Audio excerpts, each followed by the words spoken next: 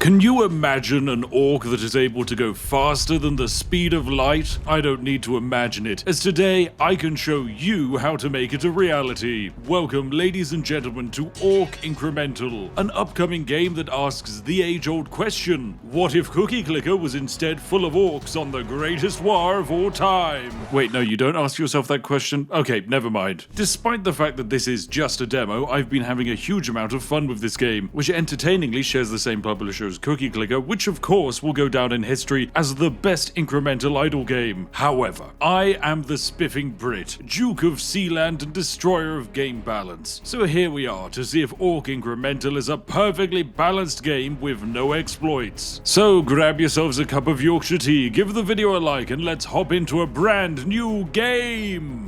Right, so we begin a brand new game where we're given a little bit of lore. Yes, it's a little cutscene. We're going to skip through all of it, blah, blah, blah, blah, blah, blah, blah. You don't need to know it. All you need to know is that on the left side of the screen, I have a portal, and out of it comes orcs. These orcs then wander onto the battlefield and fight these horrific peasants. Unfortunately, my regular orc here is unable to stand up against this pitiful peasant, and that means we're just being defeated over and over again. Thankfully, I can just throw out a few fireballs here and there to help out my boy. There we go, that's a victory. By killing that gentleman, we've been able to gain free gold, which we can now spend on various upgrades, like increasing our damage from 10 to 30, or our health from 100 to 150. So we'll buy the extra health. This means that after we are defeated, our new orc comes in with 50% more life in him. Right, so we're now able to reliably kill one human, but let's get some extra damage, and that should massively speed up the process. There we go. 2 humans defeated,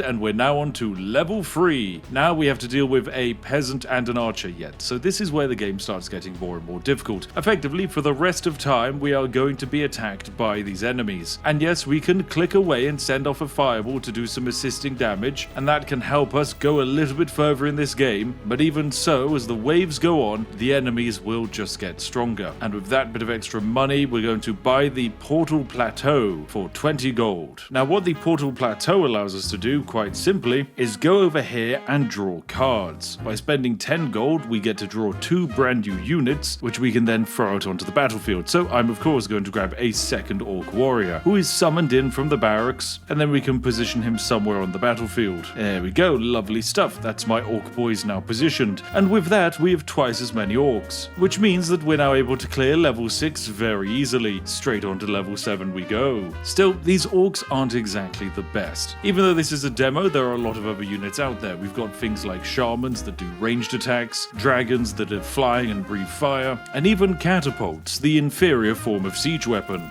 Now, we don't just have units that we can summon in, we can also draw these cards here, totems. These are effectively buffs. They sit at the back of the battlefield, take up a little bit of our supply, but they provide bonuses. Our 2 totems here are fundamentally useless. They buff spellcasters. We have no spellcasters. We are orcs. What is the point of flinging out a spell when you can simply use a massive axe to whack a human into the ground? In level 10, we get our first boss. This is the wizard boss, a chappie who is throwing out these orbs, and no matter how hard we try, we're not going to be able to beat him. He is simply too powerful. And with that defeat, we're going to need to actually go back a few levels in order to fight easier enemies, so that way we can make ourselves some money to spend on upgrades to allow us to beat the boss. Alright, and I've saved up some money in order to draw another card, and we've managed to pick ourselves up this shaman spellcaster. Basically, it's an orc who has a lightning staff. Nothing too crazy, but my hope is that we can use our new range damage dealer to actually help us deal with the boss. So into level 10 we go yet again to face off against the evil wizard boss. Fantastic, we've got him down to half health. He's still doing a lot of damage, and oh dear, I'm down to 1 unit. Come on, get him! Nope, that's it, we lost. Fine, right, back a few more levels we go. A little bit more grinding, that's all we need. After saving up 100 gold, I'm now able to buy Iron Will 1, which takes our orc's damage from 30 to 50, and that should be a very large increase on the threat that we can offer to the boss. So now we should hopefully be able to step past the content gate that is this boss. In we go, come on. We've got got him quite low. Oh dear, this is going to be really close. No, he had like 10 health. Okay, fine, we go again. Right, okay, I've got a big upgrade here. We can grab Berserk Wrath, which will give an extra 20% base attack speed, meaning that our orcs attack 40% faster. And with that, we should now easily have him defeated. And yes, there we go. One wizard boss dealt with. Now we can continue on to level 11. Splendid stuff. So this is the basic core loop of the game. We slay our enemies, and by doing so we generate gold. We then spend that gold on upgrading our units or by buying more units over here in our portal. Currently our army is only limited to having a maximum power of 5. However, if we buy this upgrade here to meet the dealer, we can actually buy his upgrade here of enhanced chow, which lets us increase the maximum power of our army and consequently hire another shaman. And whilst we're inside of this menu, the game is of course off on another screen, continuing its entire process and slaying these same peasants and archers over and over again, farming me nice amounts of money. So that's the basics of the game. We send out orcs and make them marginally stronger with all of the money that we've made from slaying the forces of good. Actually, are they the forces of good? The peasants do look a bit French to me. Questions of ethics aside, this right here is a well-balanced experience and working exactly within the parameters of the developer's intended game balance. Eventually we'll hit a brick wall, but with meta progression we'll be able to move that wall just a little bit more, and we'll repeat this incrementally until the end of time. But how do we break it? Well, in order to show that off, we actually need to hop over to a save file that I made earlier. So away we go! Now what makes this save file necessary is that I've restarted twice, giving me the meta progression points needed to unlock the following: Witch Doctor, Catapult, Dragon, Rare Totem cards, and the Warpath. Some of these are optional, so specifically the Rare Totems and the Warpath are what you're going to need to break the game. But what is Warpath? Well, unlike the regular gameplay where your wave spawns in fresh at each level, in a Warpath, damage and status is maintained between the levels. This means your orcs fight on and progress the levels until they are all defeated. It makes the game faster to play, but defeat is inevitable. However, do remember what I said about maintaining status effects, as it will be helping with our exploit shortly. So it's time for us to truly break the game, ladies and gentlemen. So that means we must start anew on a new save file with Vrog the Skull Crusher. Yep, it's a fantastically orky name, and the reason why we have to pick this chappy is because they come with a few bonuses. Namely, all of the alchemist's upgrades will be enhanced, and that's perfect for us. For example, my base orc, despite having no upgrades from here, is still enough to two-hit our opponents, and they have a ridiculous amount of health. So yes, the game is now significantly easier than previously. Still, we're going to actually buy some upgrades and improve our units even further. Let's get ourselves another orc warrior, this time with a defensiveness bonus, one with an attacking bonus, and a totem that says upon the death any friendly creature simply explodes, attacking everything around it. Why not? That'll do nicely. So yes, here we are grinding away quite nicely, and basically when we're playing the game and we manage to defeat all of the opponents without losing a single unit, we activate Warpath, which means that our chappies are just going to keep on going, marching along, pummeling their way for all of these default peasants. We can make them even more powerful by upgrading their attacks, so now they basically one-hit the peasants in front of them, but even so our lovely orcs can only make it up to level 10 before being defeated by the wizard boss. And that's the end of our Warpath. Still, we get a lot of money from doing it, and I think our free orcs here should still be enough to defeat this wizard. So yes, already just at level 13 things are going very well. However,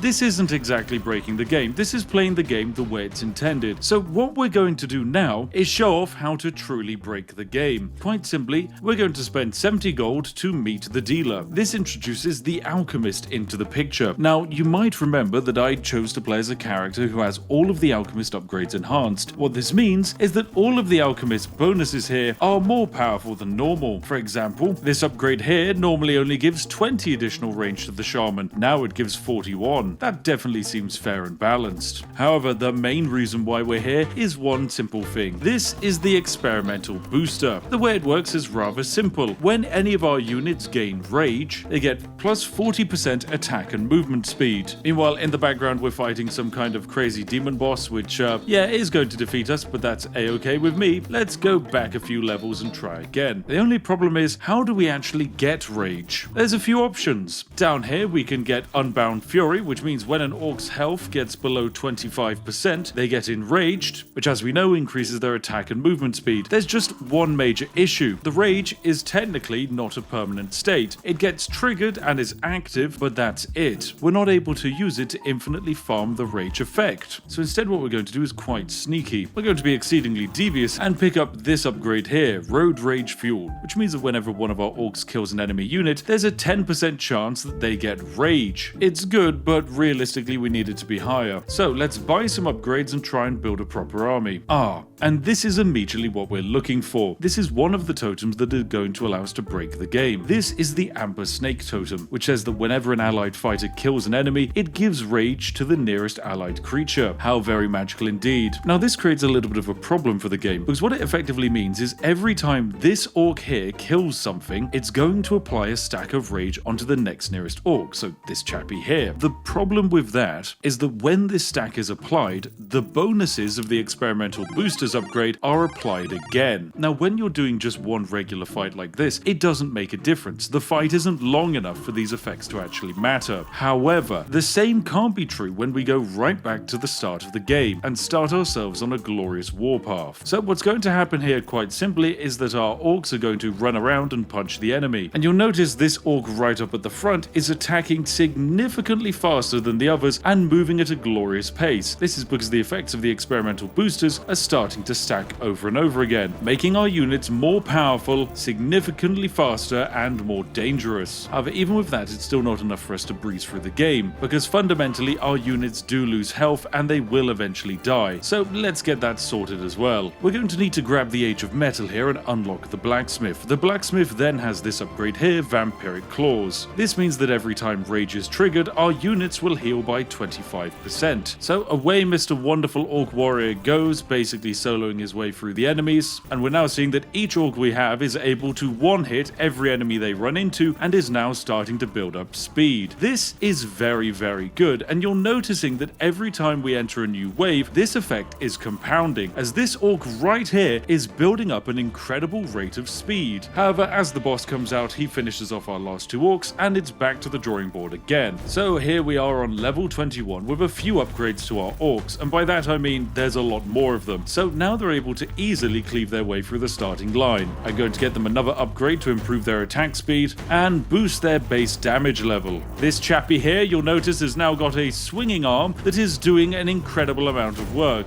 Yes, keep it up my good friend, you're doing wonderfully. Anyway, we do face the level 30 boss. However, our guy here just solos the entire thing, and as you'll notice, was incredibly powerful. However, he unfortunately did die just then, mostly because the enemies we're now facing are more challenging. We've got things like knights who have 420 health. So let's take all that money we've earned and invest it into something valuable. Namely, we need more troops in the backline. I'm fantastic. I found the final thing that will truly break the game. This is the Jade Drake. Whenever an allied creature kills an enemy, all allied fighters gain rage. It is going to get very silly very, very quickly, because every time someone dies up front, you're going to notice in the backline that dragon is getting faster and faster. Fantastic stuff. Look at him go. Mr. Rare Dragon here and all of the orcs are now building up speed at a rate that would make Venezuelan inflation blush. So basically, every time one of these units kills something, what happens is that every single unit in our army gains an extra 45% attack speed and movement speed. This means that if you are one of the enemies standing in front of us, all you see before you die is an orc and a dragon moving at you at 700 miles an hour. Then as you stand still, it doesn't matter how much health you have, because they're able to attack at 700 times a second, and every time they kill you, they get faster, meaning for your friend Dave standing behind you, he hasn't got a chance. And if in the random chance you do manage to land a single attack, know that your death will actually help heal the opponent by 25%, as well as all of his friends. This means that we just keep on going, and you'll notice at the top of the screen we have 100,000 gold in the bank. So yes, that right there for just one brief flash of the screen was the final boss. Imagine this in a different game. You're playing Skyrim, and after many hours of questing and build-up, you see Alduin, only for his face to flash on screen for one femtosecond, because an orc moving faster than the speed of sound round has managed to stab him over 7,000 times. What an absurd reality we live in. From this point on, the game's balance breaks down and the enemies just get irrationally more powerful, to the point where they can pretty much one-hit any of our men. Now, our men don't have an infinite amount of health, which means that this can't go on forever, although it is currently going very, very quickly. Alright, back to our alchemist friend we go, because I think we should grab road rage fuel, as this will actually increase the amount of times rage is triggered. Then we just need to boost the base attack stats of our units. And fantastic. Wow, this is actually ridiculous. I can't even see the enemies before they die. We are now down to just 2 orcs, who each have 1,000 health, and here is the demon boss, who unfortunately has managed to kill us. Yes, that is our death. Well, there you go, ladies and gents. That was quite a successful run indeed. We managed to go right the way up to level 200. However, we can definitely go further than that, can't we? So we're going to stomp the warpath for the moment and collect all of the money in one go. Lovely stuff. That's 1.7 million now in the bank. Now, there is no way we can actually defeat the demon boss, because without our compounding upgrades, the demon boss is simply too powerful. Alright, so what I'm going to do is massively invest in upgrading the total size of my army, go back to my portal, and now drag in my wonderful collection of overpowered totems, because yes, I managed to get my hands on another Jade Drake, as well as this blood feather here, meaning every time an allied creature dies, it gives rage to the 5 nearest allies. Splendid stuff. This is now a new army, fit to do glorious battle. Alright, so what we're going to do now is enable auto progress again, and we're going to quite comfortably watch as our units enter onto the warpath. So what's going to happen here is every time these units get some kills, they're going to start buffing each other. And now our orcs are just going to compound yet again as they go faster and faster and faster. And here's the thing, it's not even the final form. I can buy even more upgrades. An extra 30% more health for my units? Why not? Make it so that the dragon does 50% more damage to a boss? Sure. Let's increase the health even more. The sky's the limit. There we go, there's a boss somewhere in there, but it matters not. The chaos must continue. There we go, we managed to overtake the boss that defeated us last time. He was level 200. This is absurd. This is just genuinely wild. But yeah, currently we're going at the speed of light, and I'm just going to leave my computer running for a bit as we continue compounding more and more speed. Yeah. This is incredible. So there we go, we did indeed find the limitation. We were defeated by one of the bosses. So there you go, I've completely broken the game, and now you can go and leave. That's right, the video is really over, just ignore the timeline at the bottom. It's over, it's finished, off you go now, shoo shoo shoo shoo.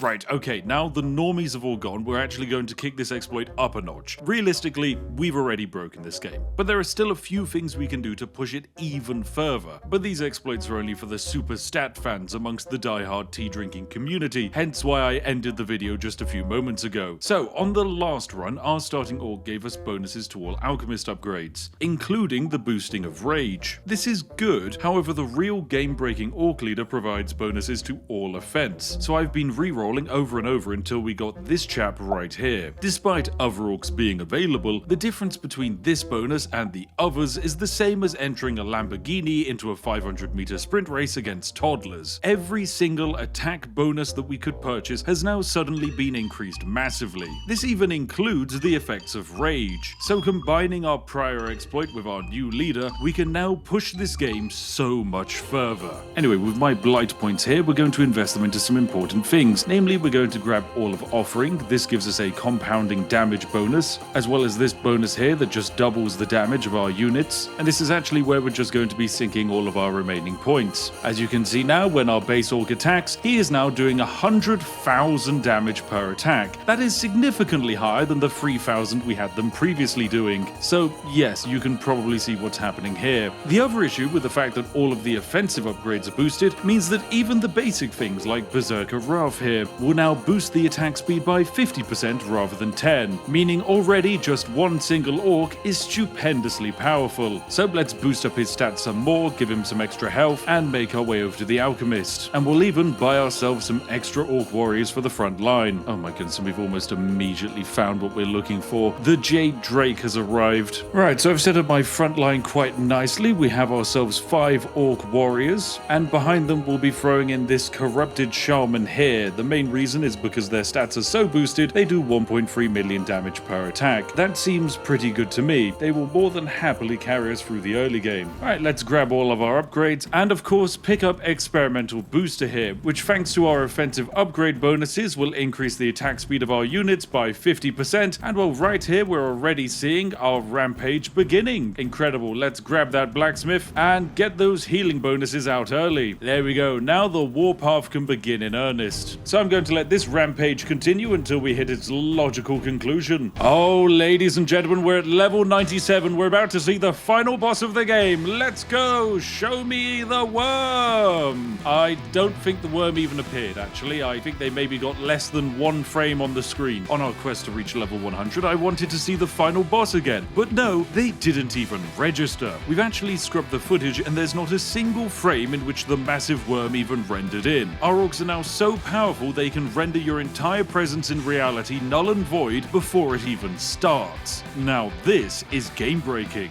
But hey, we continue. Let's see just how long this one dragon and orc can manage to survive. Right, so there we have it. We managed to make it all the way up to level 186 before our one orc and one dragon were defeated. Pretty good indeed, as that's now made me a comfortable 3.4 million. And with this, I can now boost my orc warriors who technically only have a health of 360. Yeah, that's not very good at all. With all of our meta upgrades though, the bonuses we can buy are ridiculous, especially because they're buffed by our chieftain here. This means that the Manbreaker braces will triple the base attack speed of all of our orcs. Then we can boost it by a further 65%, 3 times, meaning the base attack speed for an orc is now 10 attacks per second, and then it gets multiplied. This is absurd. Then we can lower the damage the orcs take, of course, and now it's time for us to buff their health up a bit. Splendid stuff. With all of these upgrades, my orcs are now doing 290,000 damage. Very nice indeed, and we're easily clearing wave 186 that previously had us defeated. So let's use this opportunity to try and expand our backline. We'll grab another amber snake